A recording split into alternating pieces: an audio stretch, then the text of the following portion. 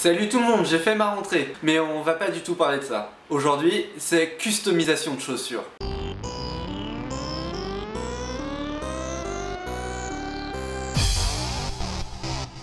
Alors, pour personnaliser vos chaussures, il vous faut des croquis préparés au préalable, un crayon, une gomme, une palette, de la peinture acrylique, de l'eau et des pinceaux, de l'acétone, des lacets qui sont juste ici, une bombe de vernis et une bombe d'imperméabilisant, un masque et des gants pour la protection, du ruban à moquette, un pistolet à colle, des feutres à l'alcool, un chiffon, 2 c'est mieux, et évidemment des baskets. Alors on prépare les chaussures, on enlève les lacets et on les nettoie à l'acétone avec un petit chiffon pour bien enlever tous les vernis qu'il y a pu avoir avant pour que la peinture accroche bien.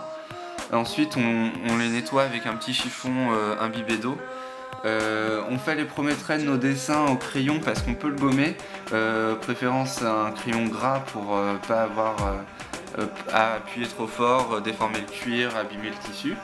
Ensuite on recouvre les parties qu'on ne veut pas peindre avec du scotch, c'est ce que j'ai fait, le scotch la moquette, qui colle pas trop, qu'on pourra enlever facilement.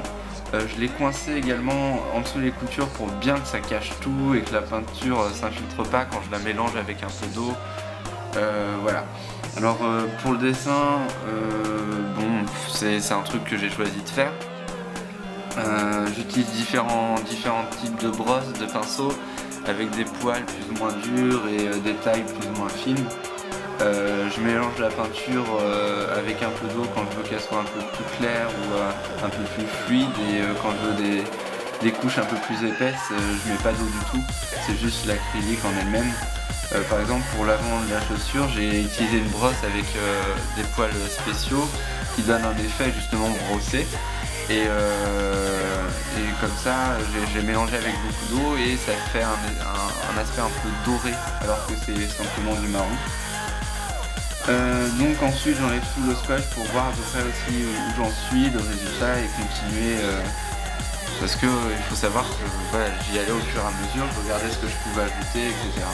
Là on voit que j'ai utilisé un feutre à l'alcool, donc il y a les pro marqueurs dans ce style là, donc c'est des feutres qui coûtent souvent assez cher mais qui sont pas mal parce que ça tient longtemps et surtout ça va sur n'importe quel support, ça s'adapte bien quoi.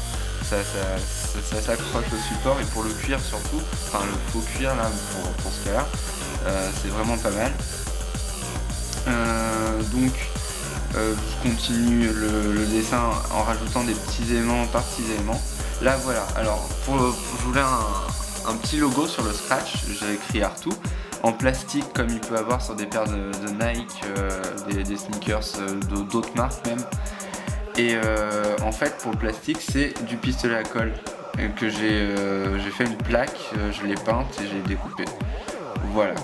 Donc j'ai passé mes couches de vernis, 2 couches de vernis et une couche d'imperméabilisant, histoire que ça tienne bien. Et voici donc le résultat après une journée portée. Je tourne en même temps que les chaussures.